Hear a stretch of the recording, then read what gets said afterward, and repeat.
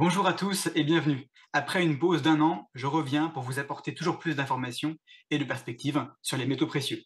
Vous le savez peut-être, je souhaite rendre la chaîne à la fois plus accessible et plus diverse. Pour ça, je vais faire appel à d'autres personnes qui ont une vision, une expérience différente de la mienne. Et pour inaugurer ce nouveau format, je suis ravi d'accueillir mon ami Thibaut Van Niemen. Thibaut, bienvenue. Hello, bonjour à tous. Merci de m'accueillir sur ta chaîne YouTube que je suis depuis maintenant quelques mois après t'avoir rencontré il y a, je pense, si je ne dis pas de bêtises, 14 ou 15 mois. J'ai appris pas mal de choses sur l'or. Tu es le spécialiste et j'espère aujourd'hui que je pourrais t'apporter un angle nouveau sur l'aspect un petit peu plus technique du graphique de l'or. Écoute, super, j'ai hâte de commencer. C'est la première fois que tu interviens en public, si je dis pas de bêtises. C'est la toute première fois. Je suis pas du tout friand de base des calls en public. Je suis très bien dans l'anonymat, mais vu que je suis très à l'aise avec toi, j'ai accepté. C'est super, super gentil. Donc à seulement 27 ans, tu as déjà un parcours qui est impressionnant. Tu as débuté en tant que web marketer pendant 4 ans et en 2020, tu découvres le monde des crypto-monnaies. Tu t'es aussi pris de passion pour l'économie à ce moment-là. Ça fait maintenant 3 ans que tu te formes quotidiennement, j'insiste, hein, c'est tous les jours, en analyse technique et en macroéconomie. On a déjà eu l'occasion d'en discuter, hein. C'est des sujets qui sont absolument passionnants. Et tu viens de lancer une activité qui est centrée sur le monde de la crypto-monnaie, hein. Tu accompagnes tes clients dans un univers qui est, c'est vrai, très complexe. Et pourtant, tu as accepté de venir nous parler de tes connaissances sur l'or. Alors j'ai hâte de commencer cette discussion, hein. Je suis certain que tu nous réserves quelques pépites. Et puis rassure-toi, hein, on n'est que quelques milliers à t'écouter, dizaines de milliers maximum. Donc on est entre nous. Ça va très bien se passer. Si on est entre nous, c'est parfait alors. On va commencer, si tu veux bien, par regarder un petit peu vers le passé. Déjà parce que ça fait un an que j'ai pas fait de vidéo, donc qu'est-ce qui s'est passé depuis une grosse année? Et j'ai cru comprendre que tu voulais même remonter un petit peu plus loin pour mieux expliquer. Je t'écoute. Tout à fait. Ben, ce que je te propose de faire, c'est de commencer par le partage d'écran, comme ça on sait de quoi on parle. C'est bon. Yes. Et c'est parti. Alors, c'est intéressant de prendre un petit peu de recul et je pense que c'est la meilleure manière de procéder, hein, c'est de commencer par pas le commencement, mais de voir un petit peu d'où est-ce que l'on vient sur l'or. Alors, l'or. Et je vais même prendre un graphique nu, comme ça, on n'est pas pollué par le bruit. Voilà. Hop. Et je pars en mensuel.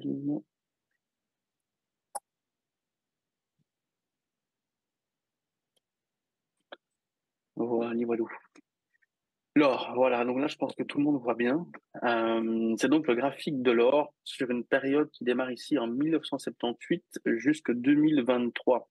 Alors pourquoi je voulais commencer par là? Parce que je trouve que c'est toujours très intéressant d'avoir le plus de recul possible sur un actif. L'or, c'est quand même quelque chose qui est coté sur les marchés maintenant depuis depuis un sacré bout de temps. Alors ici, je vois que sur le graphique, ça démarre en 1000 en janvier 37. Je pense que c'est même pas les bonnes dates, 1837. En réalité, je pense que c'est même déjà un petit peu avant. Mais pourquoi je voulais voir un petit peu cette vue d'ensemble sur le graphique de l'or, c'est pour voir qu'en fait, on est simplement dans une énorme tendance haussière depuis le début. Et c'est quelque chose qui est à prendre en compte quand on se trouve dans le monde du trading et de la spéculation. C'est simplement voir quelle est la tendance de base. Ici, on voit que les sommets sont toujours plus hauts. Les creux sont ascendants, donc on a toujours des creux plus hauts. Un creux, deux creux, trois creux, quatre creux, cinq creux. La tendance est définitivement haussière. Et donc voilà, sur 40 ans, l'or est totalement haussier. Et alors, je ne vais pas rentrer dans les détails techniques tout de suite, mais on est en train de voir une figure chartiste qu'on appelle finalement une tasséance dans le monde du chartisme. Ça Mhm. veut dire qu'on a la tasse et on a la petite anse qui est finalement un signal chartiste haussier. Une fois qu'on casse le haut de cette tasséance, qu'on clôture au-dessus, c'est un signal haussier. On n'y est pas encore, on est juste sur ce niveau-là. Donc, c'est intéressant de suivre un petit peu comment l'or réagit sur ce niveau-là. Voilà, ici, je t'avais dit qu'on pouvait aussi venir zoomer dans la grande tendance pour venir prendre une tendance plus courte. La tendance plus courte dont je te parlais, c'est cette tendance qui démarre ici, du coup, en 2011 jusqu'en 2023. Ça fait encore 12 ans d'intervalle. Et donc, on repère que pendant finalement 12 ans, on a été bloqué dans un range sur l'or. Un range, je vais essayer de le dessiner pour qu'on voit un petit peu mieux. J'aime toujours bien quand c'est plus visuel. Un range, c'est ce qu'on peut également appeler une zone de combat. Une zone de combat, c'est quand les acheteurs et les vendeurs sont dans une période d'indécision et que donc le prix varie d'une borne basse à une borne haute. Et donc finalement, depuis 2011, l'or n'a rien fait de ouf. Alors quand je dis il n'a rien fait de ouf, il a montré de la volatilité, mais l'air de rien, il n'a pas été la valeur refuge dans laquelle on aurait envie de se réfugier. Du moins, au moins de 2011. De 2011 à 2018, l'or n'a pas été une magnifique valeur refuge, n'a pas apporté de rentabilité et ne nous a pas fait apporter de pouvoir d'achat. Mhm. N'hésite pas à m'interrompre quand tu as des questions. Moi, j'aime beaucoup quand c'est plus interactif. Je suis en train de parler de pouvoir d'achat et je suis en train de me demander si je ne te montrerai pas une nouvelle charte que je pensais même pas te montrer, mais qui peut être intéressant. C'est le graphique de l'or et l'inflation qu'on a greffé sur le graphique de l'or pour finalement se rendre compte d'une seule chose, c'est que depuis 2011, l'or ne nous fait pas gagner d'argent. On parle tout le temps d'un graphique de manière un petit peu standard. Le graphique monte, le graphique baisse. Ici, on peut voir que sur ces dernières années, le graphique de l'or a été haussier, mais on ne pense pas souvent à venir greffer l'inflation et donc le pouvoir d'achat, Oui. le pouvoir réel d'achat du consommateur moyen sur un actif. Et donc, je vais bien te montrer un graphique. Je pense que c'est sur un autre Je- navigateur. Tu vas vite comprendre. Juste avant, Thibaut, je voulais revenir sur la méga tendance haussière que tu soulignais. Mhm. J'aime bien parler de cette tendance-là, celle qui monte, enfin celle qui remonte jusqu'aux années 70. J'aime bien parler de cette tendance-là, non pas comme une tendance haussière de l'or, mais comme une tendance baissière de la monnaie dans laquelle on libelle l'or. C'est d'ailleurs si tu dézoomes encore un petit peu, on verra que bah, ça remonte à 1971. Voilà, il n'y a pas de mystère. Hein. La fin de l'étalon or. Euh, Depuis ça, bah, en fait, à chaque fois qu'on voit la courbe qui monte, bah, c'est la preuve que la monnaie fiduciaire perd de la valeur. Est-ce que tu partages cette opinion? Totalement. Le graphique, en fait, c'est simplement la traduction de la confiance. Ici, on est sur le graphique de l'or, mais un graphique, ça montre quoi? Ça montre où va la confiance. Et si la confiance dans l'or a commencé à devenir un peu plus exponentielle dès les années 70, c'est peut-être pour la raison, et c'est à 100% lié, que la confiance est perdue dans la monnaie traditionnelle, à savoir d'abord le dollar. Mmh. Et pareil, quand tu montres de 2011 à 2018 l'or qui baisse, en fait, c'est juste un transfert de confiance temporaire. Euh, L'or qui, je pense qu'il a été peut-être un peu poussé par 2008 avec la crise financière. Ensuite, on touche un sommet en 2011, et puis après, peut-être que les choses se sont calmées. Comment est-ce que tu interprètes de 2011 à 2018 ce désamour pour l'or? C'est une excellente question. Déjà, c'est intéressant. J'aimerais revenir sur le point que tu disais. J'ai placé une droite verticale sur l'or à partir de 2008 parce on s'est finalement rendu compte que c'était le début de la grande tendance, ou plutôt la continuité de la grande tendance haussière de l'or. C'est assez marrant comme de constater que finalement, dans les grandes périodes de chaos et d'incertitude mondiale au niveau économique, l'or joue toujours son rôle de valeur refuge. Et là, c'est encore une preuve que l'or a été la valeur refuge de la crise des subprimes. Et finalement, on dit tout le temps en économie, l'argent ne disparaît jamais, l'argent circule. Et quand tout s'est effondré en Mm. 2008, il a bien fallu quand même qu'on aille mettre l'argent quelque part. Et l'or a été le choix numéro un des investisseurs à ce moment-là. Je te laisse poursuivre avec cette histoire d'inflation et c'est vrai que c'est super intéressant, même si évidemment, il faut garder en tête que les chiffres de l'inflation, euh, c'est pas forcément la chose la plus précise du monde, hein. De par le mode de calcul qui est retenu, on pourrait le considérer comme peut-être un petit peu sous-évalué, mais ça reste quand même des chiffres et je pense que ça sera très intéressant. Ouais, alors ça, c'est le graphique que je voulais justement vous montrer. C'est donc un graphique en mensuel. Donc, on est tout le temps ici, on se trouve tout le temps en 2011. Et là, en 2023, le graphique en bleu, c'est le graphique classique de l'or, hein, comme on peut le trouver sur tous les sites d'analyse technique. Et alors, le graphique en orange, c'est finalement le gold quand on enlève l'inflation. Et là, on se rend compte que finalement, c'est pas du tout le même graphique.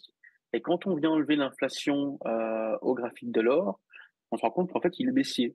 Et que du coup, le plus haut de l'or se trouvait toujours en 2011, en août 2011. Mais par contre, on voit qu'il ne nous protège plus vraiment de, de, de l'inflation et qu'il en est même victime également. Et donc ça, c'est aussi intéressant à connaître. On calcule tout le temps le graphique de quelque chose en fonction du dollar ou de l'or ou d'une monnaie. En réalité, il faut aussi prendre en compte l'inflation de la monnaie sur laquelle c'est calculé. Tout à Ici, fait. donc, c'est l'inflation américaine qui est enlevée de ce graphique-là. Celui qui achète de l'or depuis 2011 perd de l'argent. Et Mm. ça, c'est la conclusion presque finale, en tout cas sur ce que je veux te montrer ici. C'est que on perd de l'argent en achetant de l'or depuis 2011 et on n'a aucun signal haussier sur ce graphique-là. Et donc, ça pose quand même des questions. Ça veut dire que si on ne peut plus se réfugier dans l'or, euh, la, la, la valeur refuge par excellence que tout le monde connaît, hein, nos parents, nos grands-parents et nos grands-parents ont toujours dit l'or c'est sûr, l'or c'est bon d'en avoir. C'est bon d'en avoir. Par contre, en termes de performance, c'est pas vraiment ce que l'on croit. Voilà, petite parenthèse refermée, sinon. Oui, et je trouve ça super intéressant aussi de voir à partir de 2020, à partir de 2020, donc il y a le range qui s'installe plus ou moins sur le graphique bleu, hein, donc l'or face au dollar, entre guillemets en numéraire, et un espèce de canal baissier qui s'installe, parce qu'on connaît une inflation qui est très très forte depuis ces quelques années. Euh, c'est un moyen de le concrétiser avec quelque chose qu'on voit en ce moment dans la vie de tous les jours. Hein, tout le monde constate la hausse des prix. Et donc effectivement, pour l'instant, le cours de l'or ne reflète pas cette notion de réserve de valeur et cette protection peut-être fantasmée du coup contre l'inflation que l'or est censé fournir.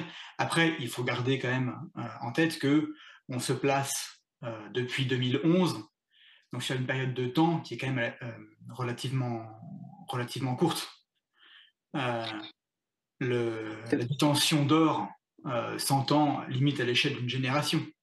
Donc, voilà, il faut relativiser. Et aussi, puisque on parle d'inflation, euh, l'or, même s'il a souffert face à l'inflation, représente quand même une meilleure alternative, je pense, que le cash pur. Est-ce que je me trompe en disant ça? Totalement, totalement, totalement. Et c'est bien de le rappeler. Je suis pas du tout en train de dire que l'or n'est pas la bonne solution pour l'investisseur. c'est une bonne solution, en tout cas bien meilleure que celle de garder ses propres euros, dollars ou peu importe. C'est mieux d'avoir de l'or depuis 2011 que d'avoir de l'euro, et ça, c'est une certitude. Donc, il faut bien le rappeler.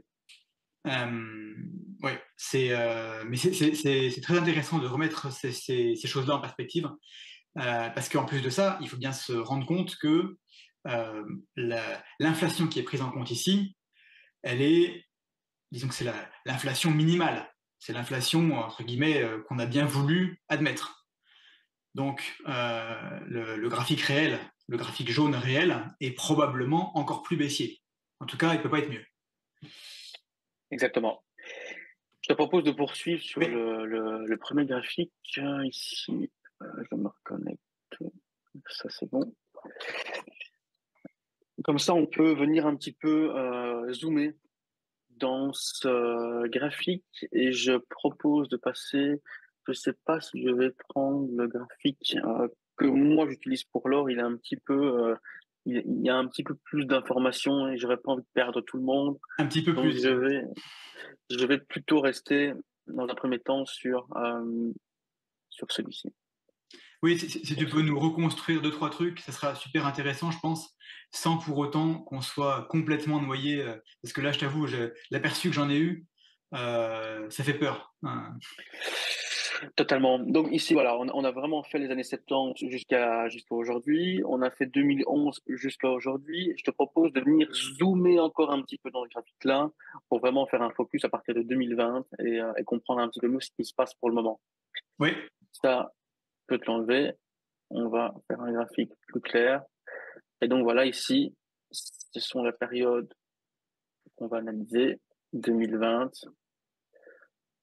Et alors, aujourd'hui. Donc on peut voir de nouveau que depuis 2020 à aujourd'hui, on est encore dans un range. Donc, tout à l'heure, je t'ai montré un range, une zone de combat. Depuis 2011 jusqu'à aujourd'hui, on se rend compte qu'on est dans un range sur l'or. Donc, dans une mm, période de nouveau, on pourrait appeler ça d'indécision ou d'incertitude. En réalité, ces grandes périodes de volatilité plus molle sur un actif sont toujours des périodes où la smart money, donc on appelle ça les gros intervenants, les institutionnels, prennent le temps d'accumuler ou de distribuer. Donc, quand on part du je, principe que le... excuse-moi juste un instant, est-ce que tu peux rezoomer sur voilà. Je ne sais pas si tout le monde est complètement familier avec ce genre de graphique. Euh, Ces petites barres verticales, donc on appelle ça des bougies. Et donc celles qui sont en bleu sont les bougies haussières, celles qui sont en grise sont les bougies baissières. Ça dépend du paramétrage qu'on choisit d'afficher. On peut mettre les couleurs qu'on veut. Et la bougie, elle a ce qu'on appelle un corps. C'est la partie qui est plus épaisse. Et c'est l'évolution du cours, les valeurs entre lesquelles a évolué le cours entre l'ouverture et la clôture de la période de la bougie. Donc là, si tu peux nous mettre le pointeur sur le W en haut, une bougie ici représente une semaine. On est en weekly, c'est ça, hein. Exactement, oui. Je vais bien le Donc, préciser. Donc, une bougie, c'est 7 jours, une semaine. voilà, Et une comme bougie tu représente disais, une semaine. On pourrait afficher des bougies qui représentent un mois, on pourrait afficher des bougies qui représentent 3 jours ou des bougies qui représentent une minute. Voilà, c'est vraiment la façon dont on choisit de l'afficher. Et les petits traits en haut et au-dessus, au-dessus et en dessous de chaque corps de bougie, c'est ce qu'on appelle les mèches. Et c'est l'évolution, entre guillemets, dans la séance, en l'occurrence dans la semaine. C'est-à-dire que dans la semaine, il y a l'ouverture, il y a la clôture, et puis tout ce qui dépasse, si on est descendu en dessous de la clôture, en dessous du plus bas, et si on est monté au-dessus du plus haut, eh ben, c'est représenté par les mèches de bougies. Et même si on sort complètement du domaine que je connais, il y a tout un tas d'interprétations qu'on peut faire de ce genre de choses. Et je ferme la parenthèse, c'était juste pour détailler un petit peu ce mode d'affichage que tout le monde n'a peut-être pas l'habitude de voir. c'est pour cette raison que tu vas m'être précieux. C'est sur le fait de parfois me ramener dans la réalité que tout le monde ne connaît pas les graphiques, tout le monde ne connaît pas les bougies, donc c'est bien que tu rappelles les fondamentaux. Merci Jean. Avec plaisir. Donc voilà, ici, ça c'est l'or depuis 3 ans maintenant. On s'est rendu compte qu'on avait d'abord, je vais prendre un petit peu de recul. Hop. Donc ça, c'est le range dont on parlait. On aurait même pu le mettre à la base comme celui-ci, comme ceci. Et là, en fait, on a eu, durant la fin de l'année 2022, une petite frayeur sur l'or, parce qu'on était dans un range, donc dans cette période d'indécision sur l'or. Et pendant quelques semaines, pendant un mois et demi, l'or, en fait, a cassé Mhm. ce niveau à défendre sur l'or, et ça a été vu comme un signal baissier. C'est intéressant, en fait, pour la simple et bonne raison que ce signal baissier, graphiquement, on parle d'un signal baissier à partir du moment où on cassait finalement cette zone-ci. Je vais la mettre un petit peu plus grosse. Oui. Ça, c'était le niveau, entre guillemets, à défendre pour garder un minimum de tendance baissière. C'est intéressant, en fait, à analyser, parce que à partir du moment où le monde entier donne un signal baissier sur l'or et donc vend son or, on peut estimer qu'en fait, dès ce niveau de fin 2022, on a eu en fait un gros cluster de liquidité sur l'or. Alors pourquoi c'est intéressant? Et ça, je vais essayer d'expliquer assez simplement. Hop. Ce petit cluster, ça a été en fait, on appelle ça un fake out. Donc une, une fausse cassure Mhm. de l'or, ça engendre automatiquement énormément de ventes automatiques. Donc il y a beaucoup d'investisseurs et de traders qui ont placé sur ces niveaux de prix un niveau de vente automatique. Donc quand on sait que pendant, ici je vais être un petit peu plus précis sur le laps de temps, sur un laps de temps de 10 semaines, Ouais. donc de 2 bons mois, il y a eu énormément de ventes sur l'or. C'est intéressant de voir en fait que ce gros flux de vente a créé derrière un énorme pump. Un pump, c'est un mouvement haussier Mhm. assez agressif. Comment ça se fait qu'après autant de ventes, on ait un mouvement aussi haussier? J'ai essayé de faire ma petite interprétation, de faire ma petite enquête, et en fait, je me suis rendu compte qu'à ce moment-là, typiquement, il y avait certains pays qui étaient en train d'acheter beaucoup d'or. Mhm. Pour acheter beaucoup d'or, il faut, en contrepartie, avoir beaucoup de vendeurs d'or. Et donc, ça a été intéressant ce fake-out baissier parce qu'il a pu créer énormément de ventes pour que derrière, une institution, un pays puisse acheter en conséquence de l'or. Et en fait, je me suis aperçu qu'il y avait différents pays qui ont profité de ce flux vendeur sur l'or pour en acquérir. Et en fait, c'est principalement la Chine et la Russie. D'accord. Donc la Chine et la Russie, hein, les deux leaders du groupe BRICS, ont profité pour faire les courses sur l'or durant durant ce moment. On peut même aller le vérifier, je pense, on peut même le faire en live. Euh, il y a les graphiques. Alors, je pense pas que ça soit ultra mis à jour constamment, mais ça reste quand même un site, pour moi, un des sites les plus fiables. Ici, ce sont les réserves d'or par liste de pays. Tu vois que forcément, le plus grand détenteur d'or, Mhm. ce sont les États-Unis. En deuxième lieu, l'Allemagne, l'Italie, la France, la Russie et la Chine. On voit sur le graphique. Alors, c'est pas subtil pour la Chine parce que ça a été assez, assez gros. Ce qui me fait douter un petit peu sur la véracité de l'information, c'est qu'en fait, pendant plusieurs années, on n'a pas eu de mise à jour du chiffre. Donc en fait, les chiffres qu'on a ici, c'est la détention d'or en tonnes d'un pays. Et on Mhm. peut voir qu'en fait, à partir de fin 2022, 2023, la Chine a commencé à acheter pas mal de tonnes d'or. Ici, on parle de 60 tonnes d'or. En réalité, je suis tombé sur des graphiques un petit peu plus précis sur les transferts d'or et les achats et ventes d'or de pays. La Chine a acheté bien plus que ça. Mais donc voilà, c'est quand Oui, même intéressant graphiquement. l'information qu'on voit là, c'est peut-être ce qu'ils n'ont pas réussi à cacher. C'est les chiffres qu'on a en tout cas aujourd'hui de notre côté.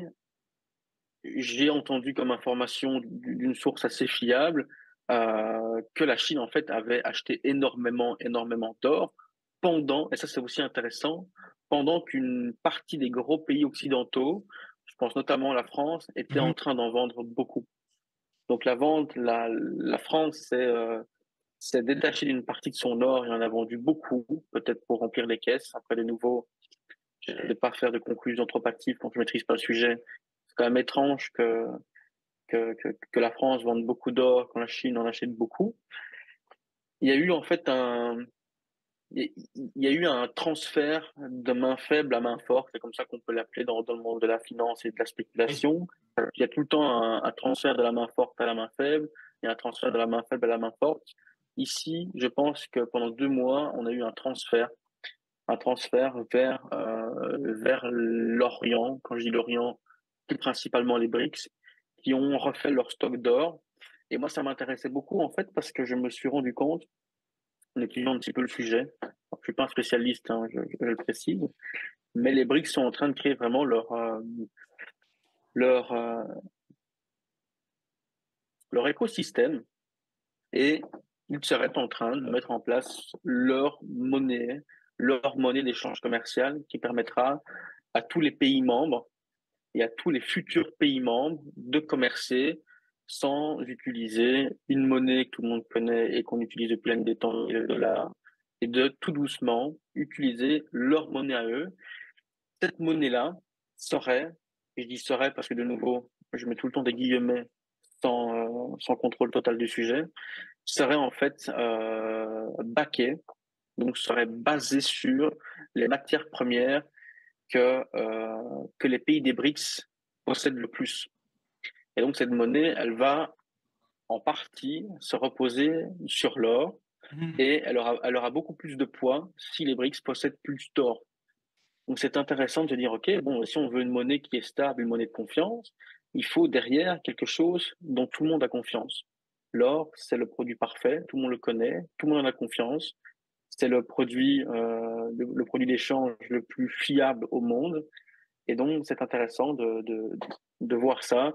Ça va aussi être backé par les matières premières qu'on connaît, le pétrole, beaucoup produit en Russie, en Chine, le gaz. Il y a aussi beaucoup de fer qui est produit en Chine. C'est le premier exportateur de cuivre. C'est aussi le premier exportateur de nickel. Le Brésil, qui fait partie des BRICS, eux, sont plus spécialisés dans les matières premières naturelles, à savoir, enfin, naturelles, pétrole et gaz naturel aussi, mais les matières premières agroalimentaires, Ouais. le maïs, le blé, ce sont aussi un énorme producteur d'énergie avec l'énergie hydraulique à 65% de leur production énergétique, si je ne dis pas de bêtises. Mais donc voilà, petite C'est, c'est, parenthèse fermée sur ce mouvement sur l'or qui finalement cache beaucoup de choses derrière, à c'est mon amusant de humble avis. voir comme on peut attirer la confiance vers une monnaie en promenant de l'or, en fait. En changeant l'or d'endroit, la confiance se déplace vers la monnaie en question. Tout à Euh, fait. ouais. Je te laisse poursuivre, j'imagine, un petit peu plus vers la droite du graphique, si on zoome encore un petit peu. J'imagine qu'on voit une belle bougie en mars 2022, là, au moment du début de la guerre en Ukraine. Mhm. C'est euh, c'est le début de la guerre en Ukraine. C'est aussi le moment où les BRICS commencent à acheter beaucoup d'or. Alors, ce qui est intéressant aussi, si tu veux, on peut le regarder sur le graphique de l'or. Est-ce que je peux rester ici? Je ne pense pas. Attends, j'ouvre une nouvelle fenêtre. Hop. Et pour tout le monde, hein, quand tu dis BRICS, c'est un acronyme que je connaissais pas, mais je commence à imaginer que ça veut dire Brésil, Russie, Inde, Chine. Et le S, c'est pour le dernier membre, hein, le petit nouveau, qui est l'Afrique du Sud, donc South Africa pour le S. D'accord, ok. Effectivement, Russie, Brésil, Chine, Inde, Afrique du Sud. Ok. Donc je t'ouvre mon graphique sur l'or et voilà ce que je vais te montrer. T'inquiète pas, je vais te nettoyer tout ça. Le cote. Donc le cote, en fait, c'est intéressant d'analyser.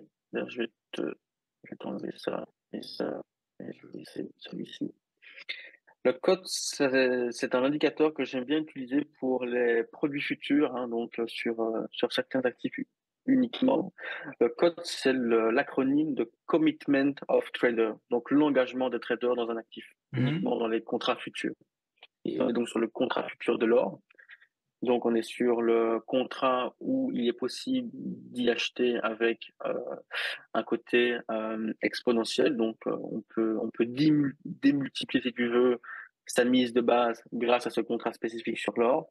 Et en fait, on peut voir euh, que l'engagement des larges spéculateurs, donc, qu'on appelle aussi smart money ou Mhm. whales, donc les plus gros intervenants du marché, on peut voir en fait qu'ils ont décidé de reprendre l'achat sur l'or à ce moment-là. Donc si on commence à faire l'analyse technique, on pourrait voir qu'on a un W qui s'est formé sur le cote donc des larges spéculateurs à partir de novembre 2022. Ça a été en fait tip-top le départ de la grande tendance haussière de l'or.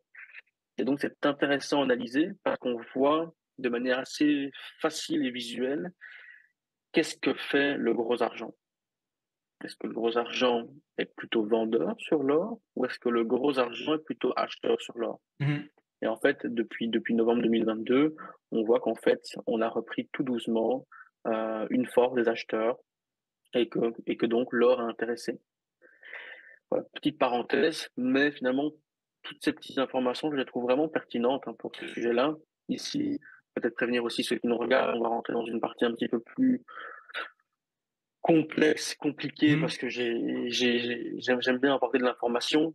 Euh, je ne sais pas si on en a parlé dès le début, mais je pense qu'on va aussi se faire une petite conversation sur les scénarios possibles sur l'or et si celui qui est intéressé en acquérir ou se positionner de manière correcte. C'est pour ça que je suis venu zoomer pardon, sur cette partie du graphique. C'est pour qu'on puisse voir maintenant, OK, sur ces 2, 3 dernières années, qu'est-ce qui s'est passé, où on en est et qu'est-ce qu'on peut mettre en place. Ouais. Est-ce que je suis clair? Super clair, tout en gardant en tête hein, que là, on est en train d'analyser le cours de l'or. Le Mais le cours de cours de l'or. l'or n'est qu'une des composantes du prix de l'or. Euh, c'est quelque chose que j'ai pas mal évoqué sur la chaîne. Euh, le cours de l'or n'équivaut à son prix que si on utilise des véhicules papier. En ce qui concerne la majeure partie, je pense, du public de la chaîne, il y aura encore une nuance à apporter. Parce que derrière, il faut rajouter la prime, il faut rajouter d'éventuels frais de livraison ou de garde. Voilà, le monde de l'or papier et le monde de l'or physique sont deux mondes qui sont de plus en plus différents, je pense. Alors, c'est très intéressant de parler du papier, parce que le papier a un tel volume qu'il a jusqu'à maintenant toujours entraîné le physique avec lui. Mais voilà, on commence à remarquer des écarts, euh, des décorrélations, notamment en période de forte tension, comme au début de la guerre entre la Russie et l'Ukraine. Il y avait le cours, et puis pourtant, c'était pas le prix qu'on payait. Du tout, du tout. Donc voilà, bien garder ça en tête, ne pas baser toute sa stratégie uniquement sur le cours, parce que même si ça se réalise graphiquement, ça ne veut pas dire qu'en face, il y aura toujours le stock, la logistique, la disponibilité, pour ceux que ça intéresse de le posséder, entre guillemets, vraiment. Je te propose, Thibaut, de faire une toute petite pause et on se retrouve tout de suite après. À tout de suite. Et on est reparti. Donc, on a vu à différentes échelles de temps la grande tendance haussière, la baisse depuis 2011, et maintenant on est sur la période 2020-2023, et on t'écoute. Exactement. Donc, on a pu constater que la tendance haussière sur du très long terme est toujours aussi haussière. Depuis 2011, on a eu une grande période de range. Hein, donc, comme on a pu voir sur le premier graphique, depuis 2011, on avait un grand range entre les 1000 $ et les 1919 $ environ. Et là, en fait, on vient maintenant zoomer dans cette période qui est la période 2020-2023, qu'on va venir voir encore un petit peu plus en profondeur. Donc ça, c'est 2020-2023, mais on passe sur l'autre graphique où il y aura un petit peu plus d'informations et où on va voilà, vraiment passer dans le dur du côté technique et comprendre qu'est-ce qui se passe depuis 3 ans sur l'or et quels sont les niveaux à surveiller et quels seront peut-être en dernier lieu aussi les niveaux à targeter si on veut se positionner sur l'or en achat sur du plus long terme. Très Donc bien. voilà, ici, nous voilà en août 2020. Je vais même replacer des bornes comme ça. Je pense que c'est un petit peu plus lisible, mais si je repasse mes bornes, c'est pas grave. Donc ici, depuis du coup 2020, nous revoilà dans un range avec une borne haute, pardon, qui Mhm. se situe entre 2089 et 2006 $ l'once et en moyenne entre 1673 et 1757 $ l'once pour la borne basse. Donc, à titre indicatif, quand on est dans une période de range, dans une période d'indécision, le trader de range va tout le temps essayer de trouver la position d'achat sur la partie bleue qu'on voit Ouais. ici et tout le temps la vente dans la partie rouge. Donc ça, c'est de nouveau en fonction du profil de chacun. Moi, je suis pas un trader de range. Par contre, je les surveille parce qu'ils donnent beaucoup d'informations. Et donc voilà.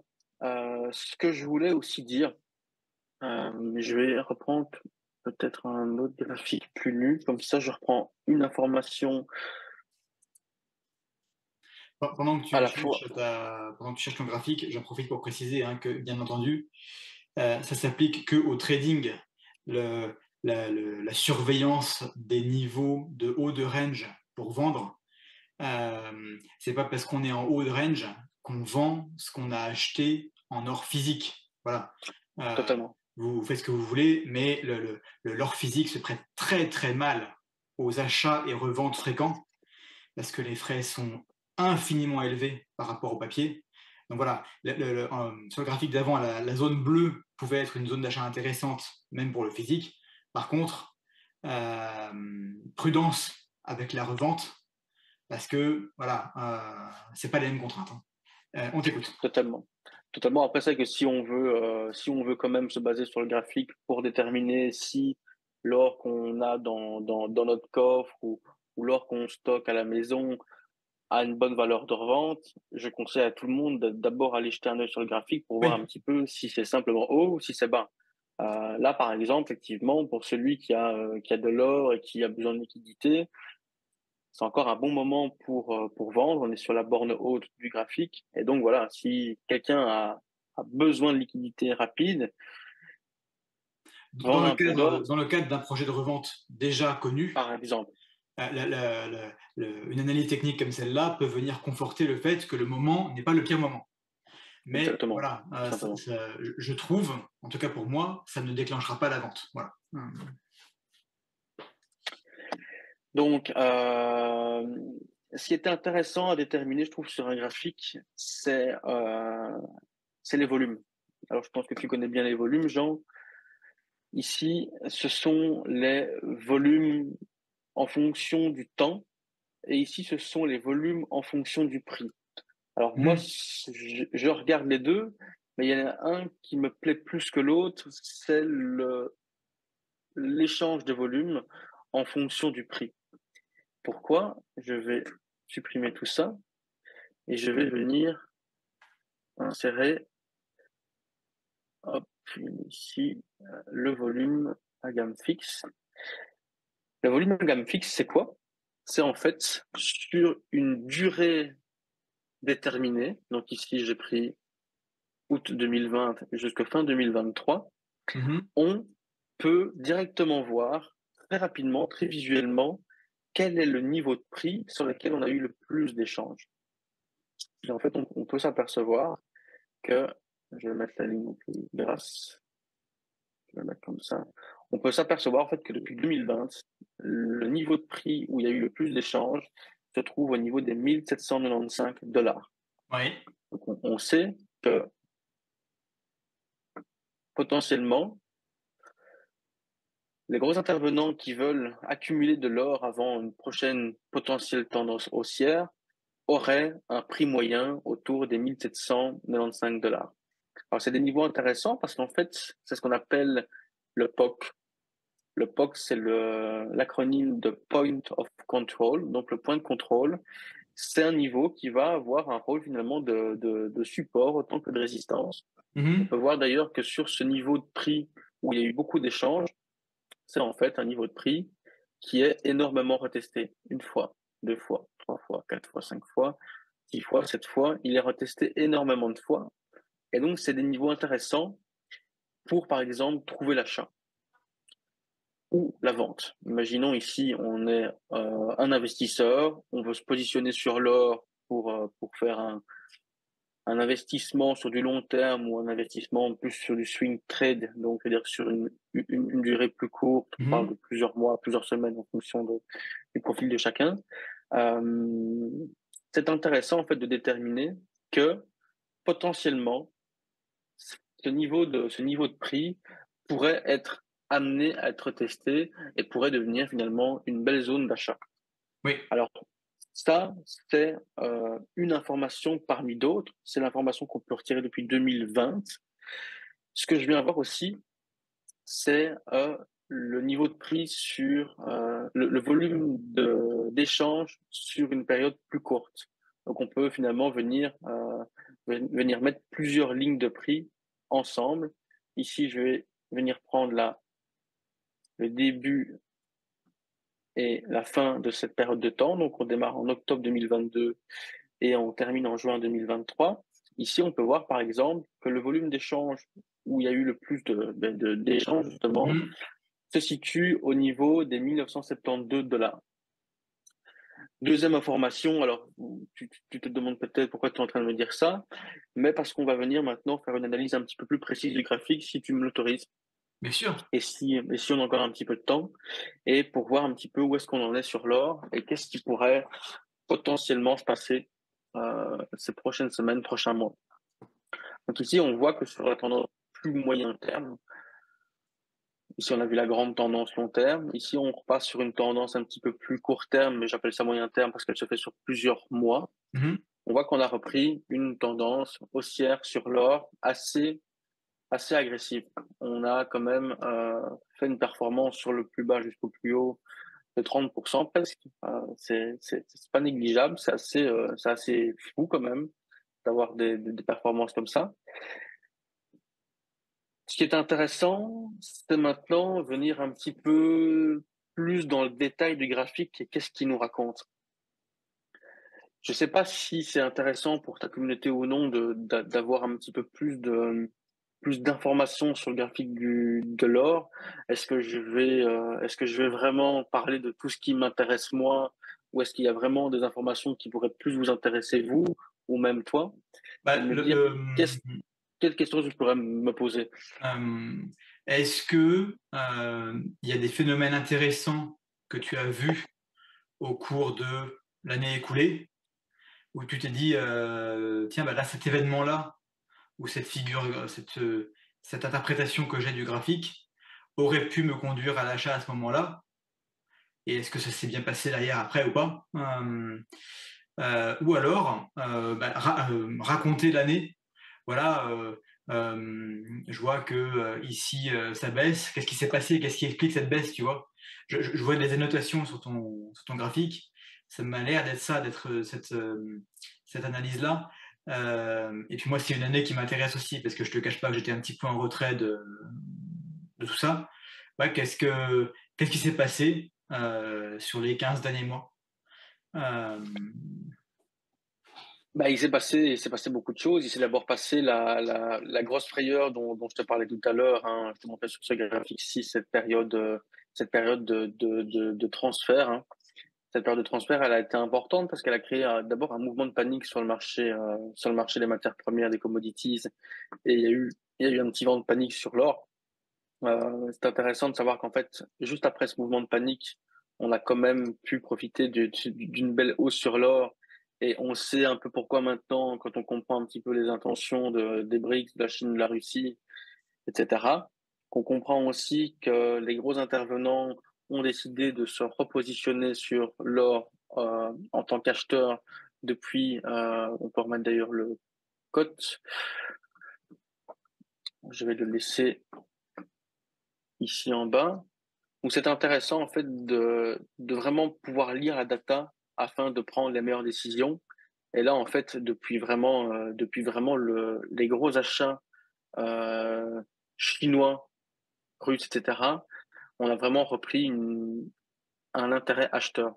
Donc ici ça veut dire que la tendance est haussière et qu'elle reste haussière pour le moment. Je vais rester comme ça.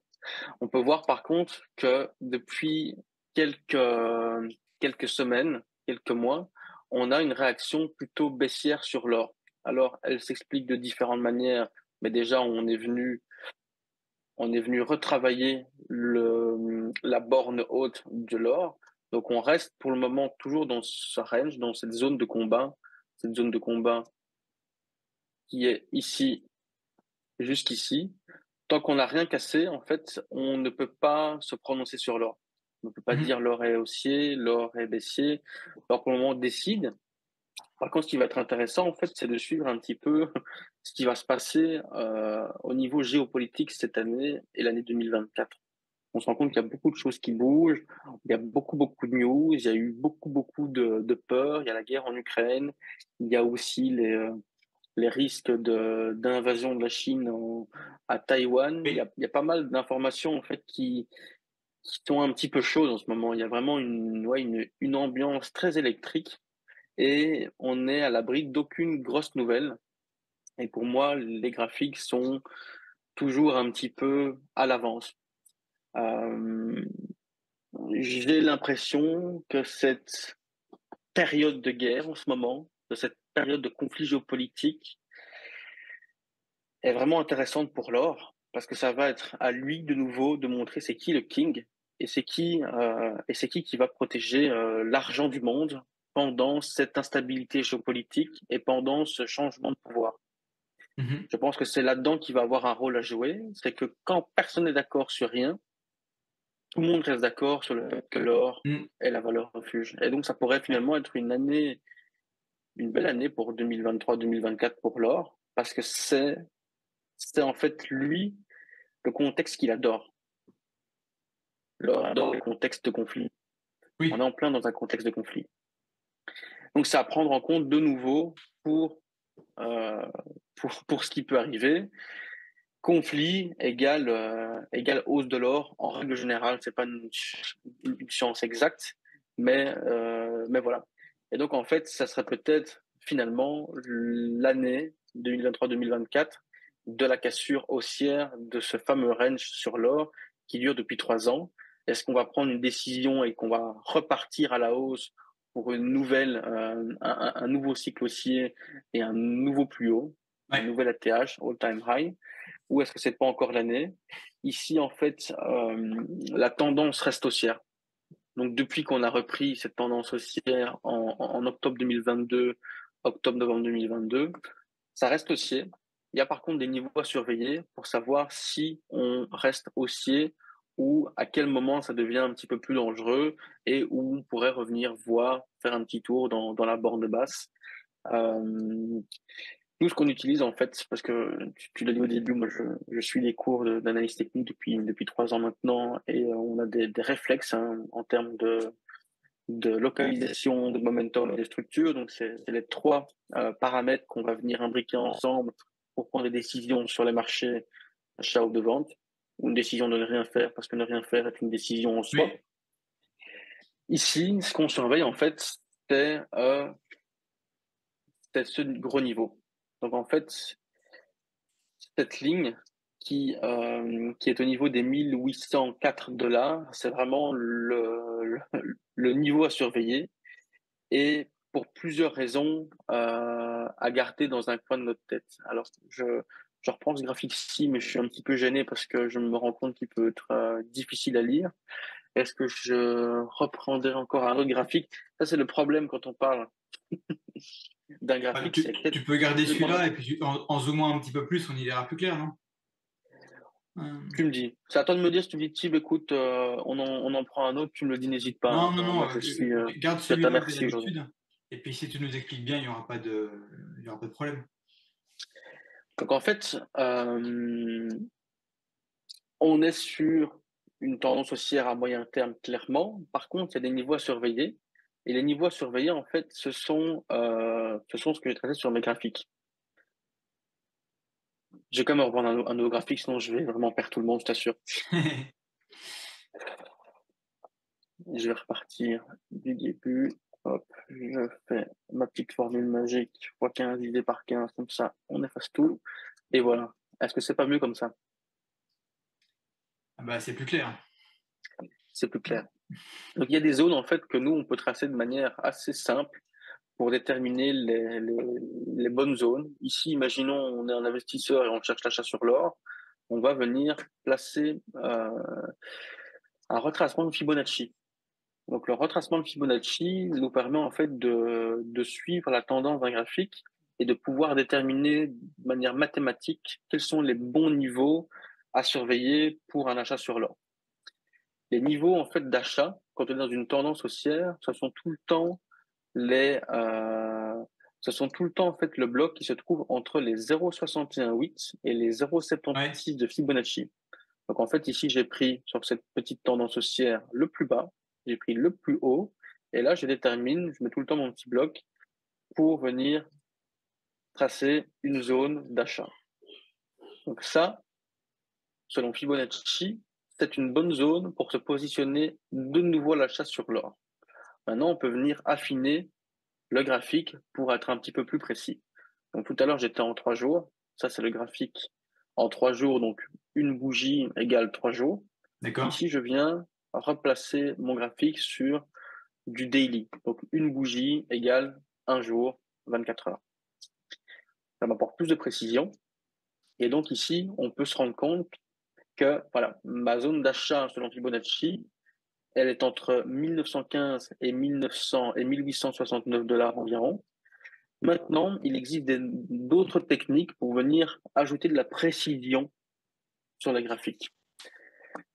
Ce qu'on cherche, nous, dans une tendance haussière, quand on a cassé en fait le haut d'un W, les W, c'est ce qu'on utilise pour déterminer si une tendance est haussière Mhm. ou pas. Et en général, l'accélération se fait à la cassure du W. Ici, j'ai mal dessiné, mais tu comprends l'idée. Oui, oui. Ça, c'est la cassure du W dans une tendance haussière. On se positionne ici. En réalité, nous, on est un petit peu plus prudent. Et quand on casse un W, ici, donc le W s'est formé ici.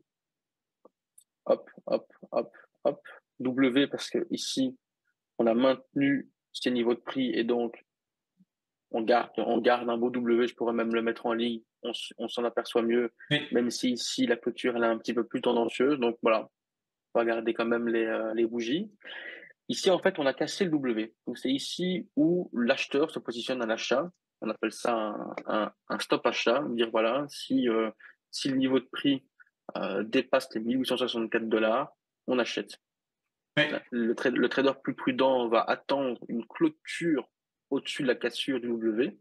Donc ici, on a eu la première clôture ici à 1872 $. Là, on peut estimer en tant que trader qui cherche l'achat et dire, OK, je me positionne à l'achat sur l'or. Nous, en fait, on est encore plus prudent que ça. En fait, on n'achète pas la cassure du W, on n'achète pas la cassure et la confirmation de clôture au-dessus du W. On va acheter ce qu'on appelle le Wyckoff check. Le Wyckoff check, c'est le retest de la cassure du W. Ah oui. Et ici, le Wyckoff check, il se trouve à ce niveau-ci, au niveau des 1864 $. Donc, celui qui cherche l'achat, de nouveau, il a une petite précision. C'est OK, ça c'est ma zone de rechargement, ça c'est mon Wyckoff check. Super, ça me donne un peu plus de data pour déterminer où est-ce que je pourrais me positionner tout doucement, où est-ce que je pourrais, entre guillemets, chercher l'achat intelligent. Alors, pour venir ajouter plus d'informations, on va aussi chercher tout ce qui est zone d'imbalance. Je ne sais pas si tu connais le terme d'imbalance, on dit aussi fair value gap. Alors non, celui-là, je ne connais pas. Les fair value gap ou imbalance, on l'appelle comme on veut, ce sont en fait des déséquilibres du marché. Quand un marché part trop fort vers le haut ou trop fort vers le bas, il laisse tout le temps derrière lui des déséquilibres. Alors, je m'explique ici, je vais directement te le mettre visuellement. Hop, imbalance. Tu vas venir voir, en fait, apparaître sur le graphique deux couleurs, hein, le rouge et le vert. Ça, c'est que j'utilise de mon côté. Alors, pourquoi il y a de la couleur qui apparaît? En fait, quand une bougie est agressive, à l'achat ou à la baisse ou à la hausse, pardon, ici, tu vois que on a eu une bougie agressive à la baisse. On a, en fait, toute une zone qui n'est pas retestée par le marché. Toute cette zone-ci, elle n'a pas été retestée. Il n'y a pas eu le temps, si tu veux, d'avoir assez de volume que pour avoir un prix correct. Tu veux dire que les vendeurs sont tombés en chute libre, quoi. Les vendeurs ont été trop agressifs et ça a été très rapidement. Ouais. Donc on n'a pas laissé l'occasion aux acheteurs de se prononcer. Les vendeurs ont été plus forts et plus agressifs. Et donc voilà, sur le marché, visuellement, alors on pourrait l'expliquer d'autres manières, mais j'essaie vraiment d'être le plus simpliste possible. Ces zones de déséquilibre, le marché déteste. Donc il va tout le temps chercher à venir combler ces zones de déséquilibre, et c'est ce qu'on appelle donc l'imbalance. Ici, tu vois que j'ai de l'imbalance sur cette tendance haussière. Je vais être un peu plus précis et je vais uniquement venir tracer la zone d'imbalance. Et je ne vais pas la prendre sous cette bougie parce qu'en réalité, on a eu de l'échange sur ces niveaux de prix un peu avant. Donc, tu vois qu'ici, il me met du vert à partir de là. Mais moi, vu que je vois sur le graphique que j'ai déjà eu de l'échange sur cette partie avant, je le prends moins en considération. Ça me permet d'être un peu plus précis sur le fait de tracer mes imbalances. Et donc, je prends toute cette zone-ci qui, en fait, n'a pas été retestée. Donc, tu vois que de là à là, on est parti tellement vite qu'on n'a pas pu travailler cette zone de prix. Cette zone de prix, le marché va vouloir venir le combler. Et donc, l'imbalance, je le trace tout le temps sur mes graphiques parce que ça me permettra, en fait, de déterminer quand on arrive dedans, voilà, qu'on est dans une zone chaude, donc dans une zone intéressante. Une fois qu'on a comblé ces zones d'imbalance, qu'on peut tout doucement, en fonction de son plan de trading, chasser sa configuration, son setup, et là prendre des décisions vraiment plus rationnelles et avec une localisation plus intéressante. Donc tu vois qu'ici, avec juste 3 indicateurs, Fibonacci et sa zone de rechargement d'achat, le Wyckoff check et l'imbalance, on a presque une confluence. Donc celui qui est en recherche d'achat pourrait simplement venir trouver la confluence qui l'intéresse le mieux. Ici, par exemple, on pourrait dire, OK, j'attendrai que le prix vienne travailler ces différentes zones. Hop. Je ne vais pas me dessiner. Et ici, on pourrait dire, OK, une fois qu'on a fait son Wyckoff check, on pourrait chercher l'achat à la première cassure du W. Ça, de nouveau, c'est ultra important parce qu'on n'achète pas uniquement un prix, on n'achète pas uniquement une localisation. Ici, ce que je t'ai montré, c'est une localisation intéressante, mais c'est pas suffisant. C'est pas suffisant parce que il y a les avions de chasse belges, ils passent près de chez moi. C'est pas suffisant parce qu'on n'a pas encore, imaginons que le prix finalement il aille plus bas et qu'on ne s'arrête pas là. hop, finalement, il ne s'arrête pas. Oui, On durait tout, j'avais besoin de chargement, j'avais besoin d'image à combler, mon make-off check, et malgré tout, c'est parce que tu n'as pas été assez patient, tu n'as pas en fait cherché l'entrée parfaite. Tu avais ta localisation, elle était bonne, effectivement. Malgré tout, tu n'avais pas de momentum haussier. Donc, quand tu cherches mmh, l'achat, tu attends d'abord le momentum. Le momentum, on peut le trouver via différents indicateurs. Moi, j'utilise beaucoup MACD et le récit. Le récit, je viens de te le mettre ici.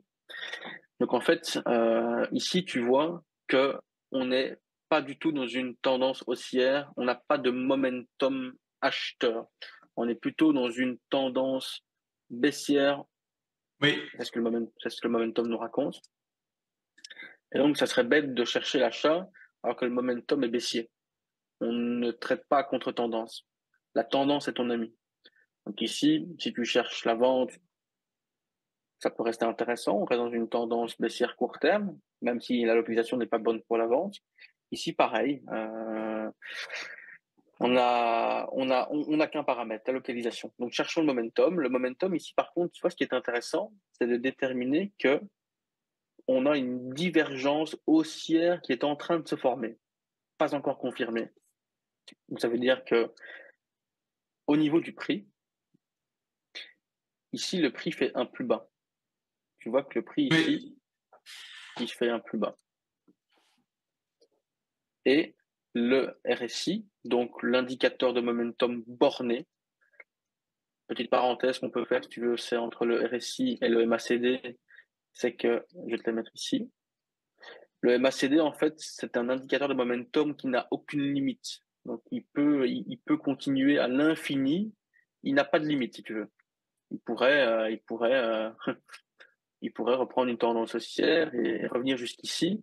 Il n'a pas de limite, contrairement à son frère RSI, qui est borné, lui se trouve en fait, c'est en train de charger, il se trouve en fait entre deux bornes. Donc, à un moment donné, il ne peut pas aller plus haut, il est bloqué. Donc, ça le rend parfois un peu moins pertinent pour certains. Euh, Moi, j'aime bien en fait regarder les deux. Donc, tu vois ici, tu le vois mieux. Ici, ça c'est la ligne rouge. Quand on passe au-dessus, c'est qu'on est dans une tendance très très haussière et qu'on passe dans une période de surachat au mmh, niveau de l'actif. Et quand on passe sous la barre bleue, qui est le niveau 30, donc niveau 30, niveau 70 au-dessus, quand on passe sous le niveau de la ligne bleue, on rentre dans une tendance de survente. Et donc forcément, quand tu es dans une période de survente, tu peux chercher l'achat. Quand tu es dans une période de surachat, tu peux chercher la vente. oui. Alors, c'est un peu plus complexe que ça. Je te donne les grandes lignes.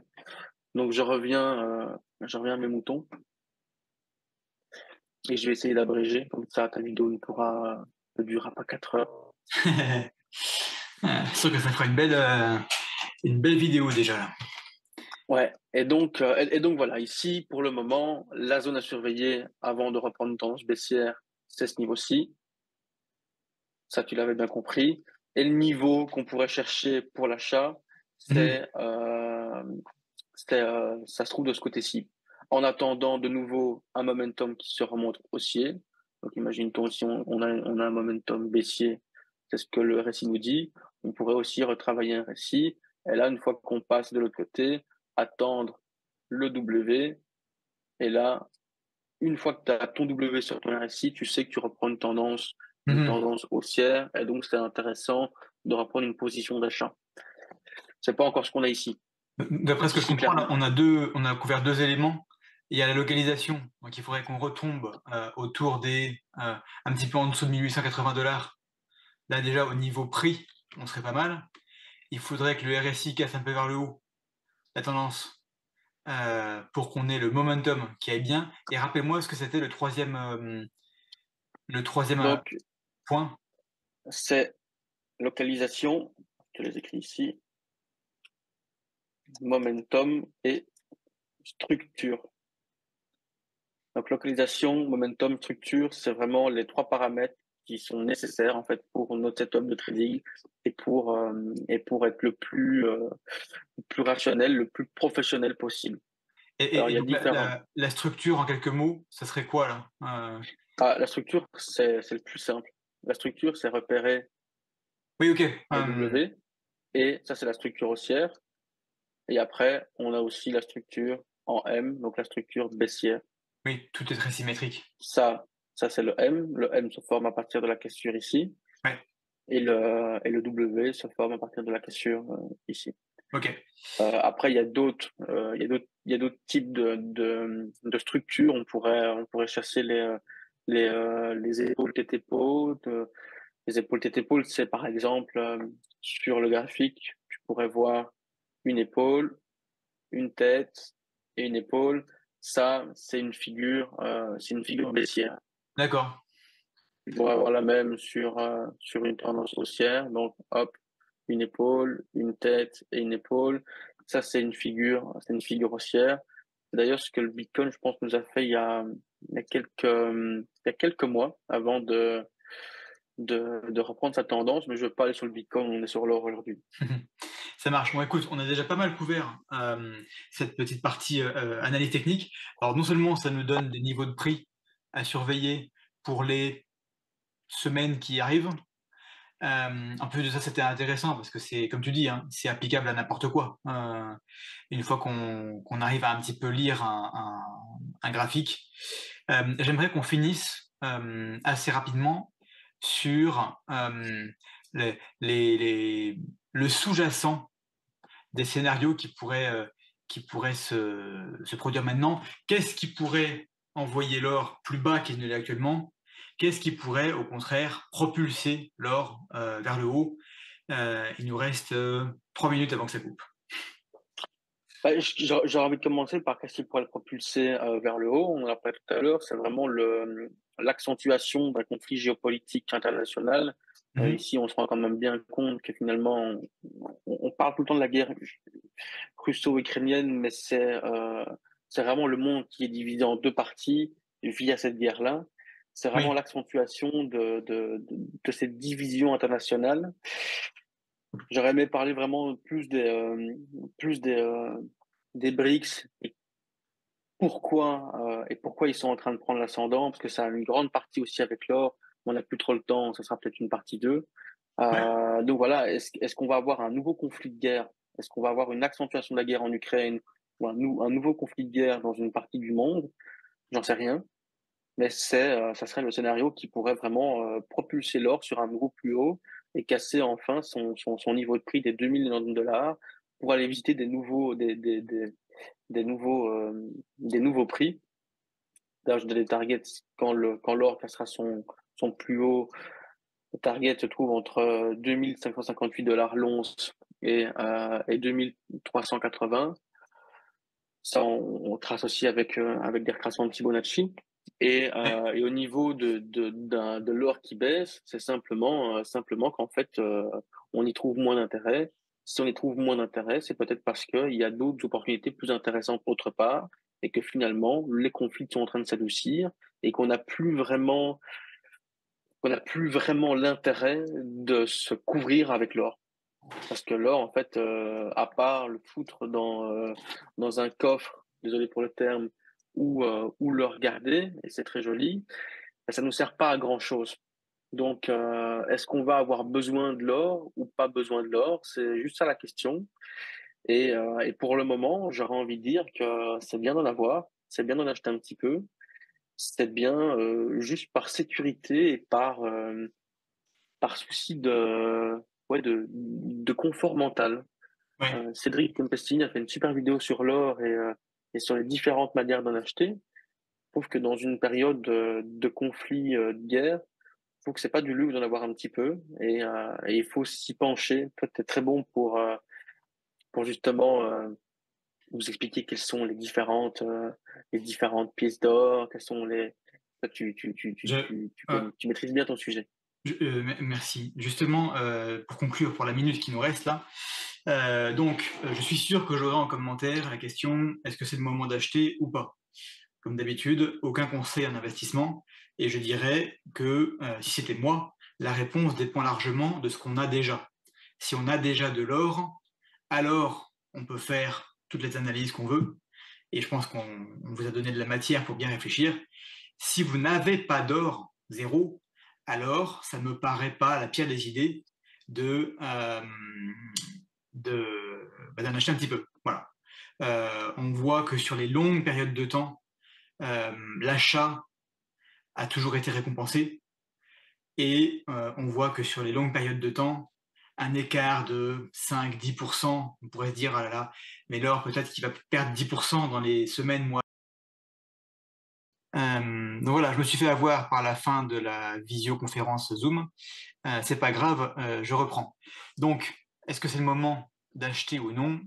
Aucun conseil, mais dans le passé, on a pu constater que ceux qui avaient dit: «Ah là là, je vais attendre que l'or baisse de 10% pour acheter», mais résultat, quelques années plus tard, le prix de l'or a été multiplié par, des chiffres énormes et on n'est jamais revenu au niveau en question.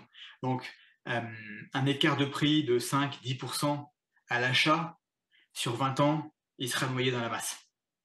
Il n'y a pas de... si vous avez besoin d'or, si vous en voulez, parce que vous estimez que c'est le meilleur choix pour vous, alors il faut en acheter, entre guillemets, sans trop regarder le cours. À moins, bien sûr, que ce soit le moment où une guerre commence et où tout le monde en veut. En quel cas, c'est vraiment pas le meilleur moment pour acheter. Mais là, clairement, en ce moment, c'est pas le cas. Donc, en ce moment, c'est une période que je qualifierais de propice à l'achat pour des gens qui souhaitent se lancer là-dedans. Est-ce que je recommanderais de passer all-in là-dedans? Bien sûr que non. C'est quelque chose qui se construit au fur et à mesure. C'est quelque chose qui gagne à être expérimenté petit à petit. Donc, on achète une première pièce, on achète une deuxième, et, euh, et voilà. Pour moi, c'est la recommandation principale. C'est pas regarder le prix, c'est regarder ce dont vous avez besoin. Voilà.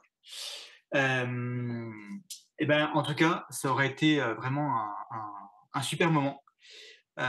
Thibaut, merci infiniment. Tu reviens quand tu veux déjà. Et peut-être très bientôt, puisque tu as encore beaucoup, beaucoup de choses à nous dire. Je me rends compte qu'on a fait à peu près la moitié de ce qu'on avait prévu. Donc il y a de quoi refaire une belle, belle vidéo et peut-être peut-être plus par la suite. Dites-moi, s'il vous plaît, en commentaire, si vous avez apprécié ce nouveau format. En tout cas, pour moi, c'est très agréable à produire et je pourrais vous en faire plusieurs autres sans aucun problème. On se revoit très bientôt dans la prochaine vidéo. Au revoir Thibaut. Soyez prudents toujours, hein, mais sans oublier de rester curieux. Ciao. Merci beaucoup. Au revoir. Salut Thibaut.